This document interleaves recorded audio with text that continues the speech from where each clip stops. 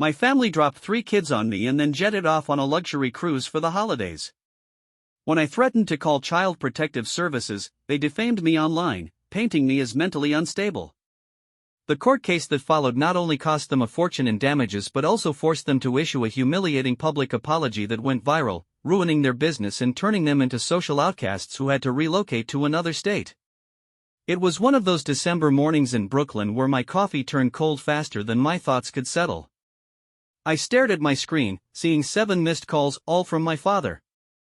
My name is Alex Morgan, I'm 28, and I had just moved into my own apartment after years of living under the same roof as the people who raised me, who often forgot I had my own opinions and desires. The place isn't large, but it's mine, and after landing a full-time job as a copywriter at a reputable advertising agency, I finally felt like I had some breathing room. Financial independence was a reality, and emotional independence was still a work in progress. I knew why my dad was calling before I even listened to the voicemail. Christmas was approaching, and for my family, Christmas never meant holiday cheer for me. It meant unpaid babysitting, forced smiles, and a week of chaos wrapped in red and green. Ever since I was old enough to pour juice into a sippy cup, I had been the designated cousin wrangler while the adults sipped wine and clinked glasses. I was the one keeping sugar high kids from body slamming each other into the Christmas tree. No one ever asked if I wanted to do it. This year, I had plans, real plans, not just work deadlines or errands. I was supposed to be going on a cabin trip with friends, but my gut told me I wouldn't even make it to packing. When I finally called back, Dad picked up on the first ring. "Alex. Finally. I've been trying to reach you," he said, and I could already sense the casual tone that was too casual. "The usual, I guess. Come home, eat, see the family, you know?" I replied, already regretting this call. "Great. Because this year is a little different." My stomach dropped. "Different how?" He cleared his throat. "Uncle Mike had this great idea. The adults are going on a cruise, Caribbean, from Christmas Eve through New Year's." I paused. "All of you?" "Yep, everyone. Me, your mom, Aunt Karen, Mike, the whole gang. And I'm supposed to..." He hesitated, which always meant bad news. "Well, the kids are still too young for that kind of trip, so we were hoping you could stay at the house and look after them while we're gone." I blinked. "You want me to spend a week watching 3 kids alone so you guys can sip piña coladas in St. Lucia? Come on, Alex.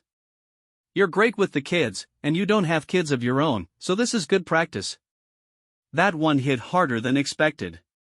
"Dad, I'm not your built-in babysitter. I have a life. I have plans. But it's for family. We already bought the tickets, non-refundable." There it was, the classic Morgan family guilt trip. "You're being selfish," he added when I didn't reply. That word had been weaponized against me for most of my life, but I wasn't a teenager anymore. I had rent to pay, work to do, and my own damn holidays to enjoy. "I'm not doing it," I said, my voice firm. "I'm not coming home if you expect me to parent your grandkids." "Alex, don't be dramatic." He sighed. "Fine. Your mother will call you." She did immediately. So did Uncle Mike, and even Aunt Karen texted me something passive-aggressive about thinking of the children. I didn't respond. That night, I called my best friend, Jake. He knew the drill. "Let me guess," he said before I even spoke. "They want you to babysit again?" "Not want, expect. Tell them no and don't backpedal this time." "I already did." Jake paused. "Good, Alex. It's time they realize you're not some free utility." For the first time in a long while, I believed him. Christmas Eve came faster than I expected, and I still wasn't sure if I'd made the right call. I hadn't spoken to my parents since that last conversation, just a handful of awkward texts from my mom, Linda, and one voicemail that ended with my dad saying, "Think about what the kids would want." Classic manipulation disguised as sentiment. "I don't need an explanation," I said, my voice steady. "I'm leaving. It's Christmas, let's spend it as a family." I shot him a look that could freeze fire. "You don't treat me like family, you treat me like a convenience service." Without another word, I walked through the kitchen, slipped out the back, and drove off. For the first time in my life, I didn't look back. The day after Christmas, my apartment felt like a bunker, quiet, safe, but tense, as if the world outside was waiting to kick the door in. I didn't call anyone or respond to messages. I needed time to breathe, to make sense of how far my own parents were willing to go just to avoid being slightly inconvenienced during the holidays. What I didn't expect, what I should have expected, was Linda's Facebook post. It hit my feed just after lunch, a mutual friend tagging me in the comments. The caption read, "It's heartbreaking when someone in the family turns their back on what truly matters." The children were so excited, and now they're left disappointed. We never imagined such selfishness during the holidays. No names were mentioned, but everyone knew who it was about. My mouth actually fell open. She made herself the victim, and the comments, oh, they were worse. Kids deserve better. Entitlement is real in this generation, people just don't care about family anymore. It was like watching someone set your house on fire and then tell the neighbors you refuse to water your own lawn. I stared at the screen for a long time, then started taking screenshots. My instinct was to ignore it and move on, but the truth is, I'd been taught to move on since I was a kid. Every time my parents overstepped, made decisions for me, or guilt-tripped me into compliance, it was always, just let it go. But this time, they lied, abandoned 3 kids, and then tried to publicly destroy my character to save face. So, I opened Facebook and started typing. Yesterday, I visited my parents' house for Christmas morning. I made it explicitly clear beforehand that I would not be available to babysit for the week. When I arrived, they were gone. Everyone, my dad, mom, aunt, uncle, had left on a vacation, leaving me alone with 3 underage children without my consent. They counted on my sense of responsibility to trap me into compliance. What they didn't count on was me calling their bluff. I threatened to report them for child abandonment unless they returned within the hour. They did, but now they're trying to paint me as the villain online. Let me be clear, I love my nieces and nephew. I do. But love is not the same as submission. Being family does not mean sacrificing your autonomy, and if that boundary offends you, maybe it's not me who has the problem. I hit post before I could second-guess myself. The response was almost immediate. Dylan was the first to comment, "You did the right thing." More friends followed, classmates from college, even a couple of co-workers. Some shared the post, others added their own stories about family pressure, being taken advantage of, and guilt masquerading as love. Then things got weird. My grandparents, yes, Linda's own parents, chimed in. Grandma Rose commented, "Thomas, Linda, Brian, Karen, this is unacceptable. You owe Ethan a sincere apology. You've been mistreating him for years." I actually teared up reading it. A moment later, I got a text from Grandpa George, "Can you call me? We need to talk." I did. His voice was steady, warm, but disappointed. "I've spoken to your parents," he said. "They know they were in the wrong." "Doesn't seem like they care," I replied. "They're more upset about me posting it publicly than anything else. They're embarrassed," he said, "but embarrassment is earned. What they did was reckless and disrespectful." He paused. "Your grandmother and I support you fully." I let out a breath I didn't know I'd been holding. "Thank you." Still, that peace didn't last. By the end of the night, my notifications were a war zone. The Carter family group chat was on fire. My cousin sent me a screenshot where Aunt Karen called me an attention seeker. Uncle Brian accused me of airing dirty laundry. My mom messaged me directly, "I never thought you'd stoop this low. Congratulations on turning your back on your family during the holidays." The nerve. But they weren't prepared for what happened next. Apparently, someone reposted my story on a local subreddit, and then a lifestyle blog picked it up. Brooklyn man shares shocking holiday betrayal by family, and people couldn't get enough. The lack of respect for boundaries and the manipulation that has gone on for far too long. I could feel the weight of his words in the room, a palpable shift in the atmosphere. I hadn't realized how much I needed someone to stand up for me until that moment. I hadn't received an apology, not once, not sincerely. The closest thing I got was, "We're willing to talk if you take the post down." Not sorry, just damage control. Even worse, my dad, Thomas, jumped into the comments to say I was emotionally unstable and had always been difficult. I stared at the screen, feeling a mix of anger and disbelief.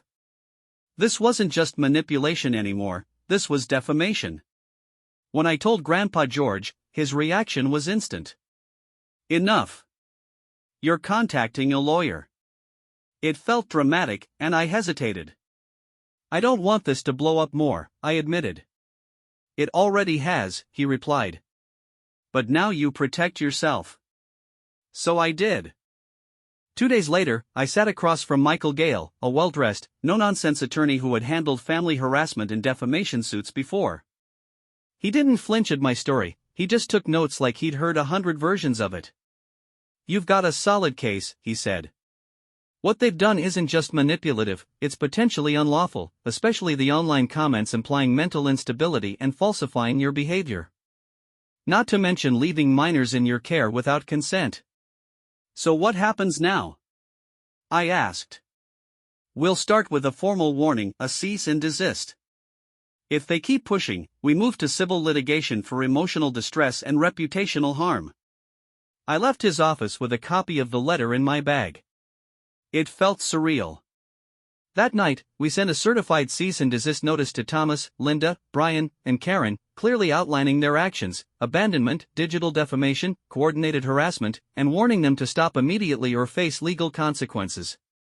I hoped it would be enough. Spoiler alert, it wasn't. If anything, it pissed them off more. Uncle Brian took to Instagram, claiming I was trying to sue my own blood for clout. Aunt Karen posted on a local community page that I was unstable and lashing out after refusing to take responsibility for my family. Then came the worst part. I received an email from Thomas, cold, blunt, and patronizing in every word. "Ethan, we've done our part. We apologized publicly, even if you didn't like how it was worded. You threatening to call CPS was completely out of line. We never abandoned the kids, we left them in your capable hands. You embarrassed this family, and until you fix it, you are not welcome at any future family gatherings." I read it twice, then forwarded it to Michael Gale, who called me 5 minutes later. "This is gold," he said. Their own words admitting what they did and denying wrongdoing while doubling down on the public attack strengthened our case. Just like that, I knew we were going to court. I didn't want money, I didn't even want revenge. What I wanted, what I needed, was to be heard, to be respected, to stop being painted as a problem when all I ever did was ask for boundaries. Filing the lawsuit was anticlimactic: a form, a signature, a notice delivered. But the impact was immediate. My parents went silent. Aunt Karen deleted her post. Uncle Brian posted a vague quote about family betrayal and lawyers ruining everything. I didn't reply. The court date was set 6 weeks out. Until then, I kept my distance and stayed quiet. I wasn't about to let them twist my actions into some kind of tantrum. In the meantime, something strange happened. People rallied. Old co-workers I hadn't spoken to in years messaged me. People from college who remembered how I always volunteered for everything without complaint, how I always said yes. One even wrote, "I don't know if this means anything, but I always saw you as the guy who put everyone else first. I'm glad you're putting yourself first now." That meant everything. But even as support came in waves, I still felt the ache of loss, not just the superficial kind, the PR nightmare my family was facing, but the real kind, the realization that your parents don't respect you as a person, that they never did. In their eyes, my values started and ended at what I could do for them. I'd grown up hoping I'd eventually earn their approval by being good, helpful, accommodating. Turns out, the moment I stopped being useful, I became disposable.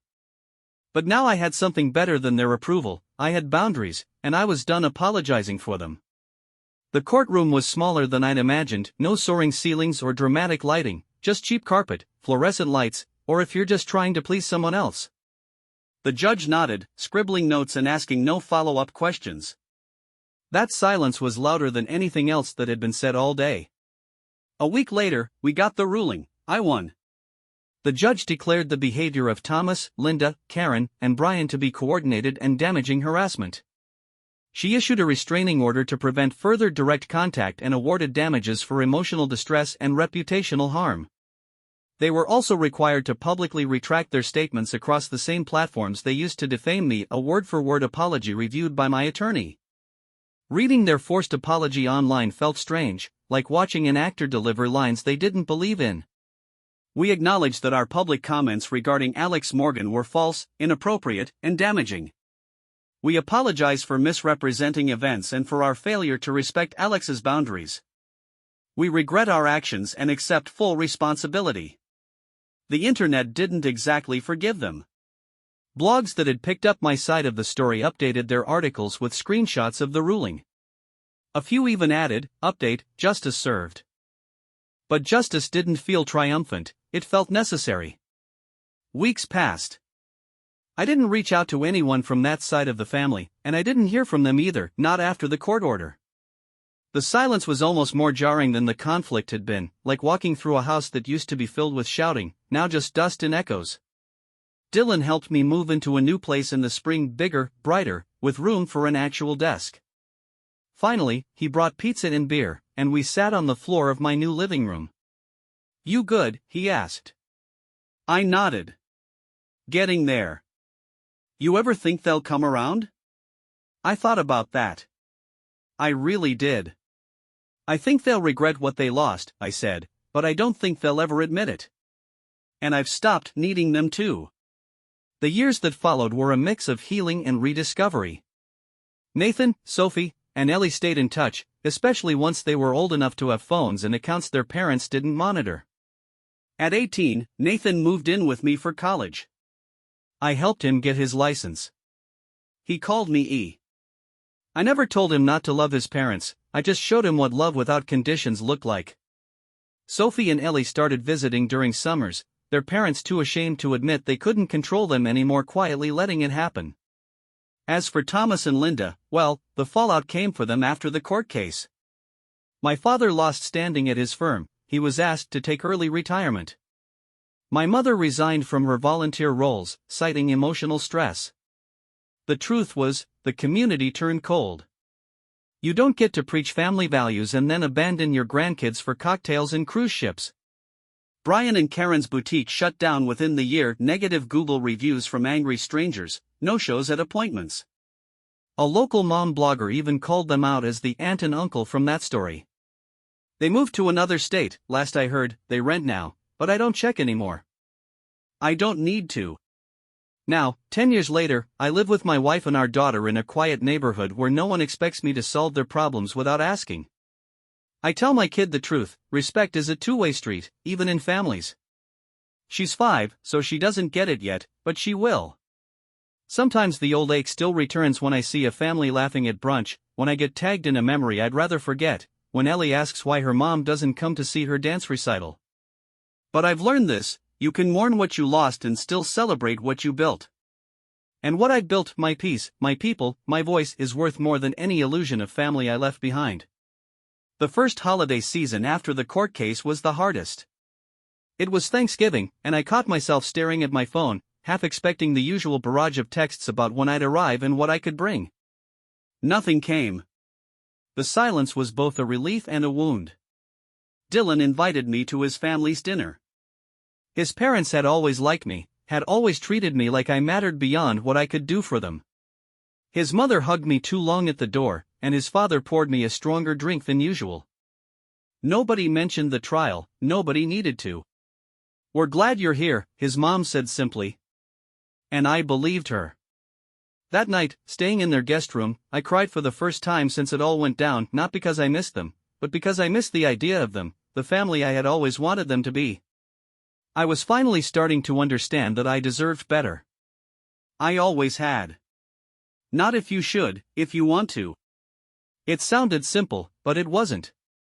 The first time Nathan reached out, a year after everything, it was through Instagram, a tentative DM, "Hey E, miss you." I stared at my phone for 10 minutes, my heart hammering. What if this was a trap? What if Linda and Thomas were using him to get to me? But he was 14 now, old enough to have his own thoughts, his own feelings about what happened. Miss you too, kid. How are you? We started small memes, game recommendations, then longer messages about school, about friends, about the weird tension that now lived in their house whenever my name came up. They don't talk about you, he wrote one night, but Grandma Rose does. She showed me pictures of when you were my age. That hit me in the chest hard.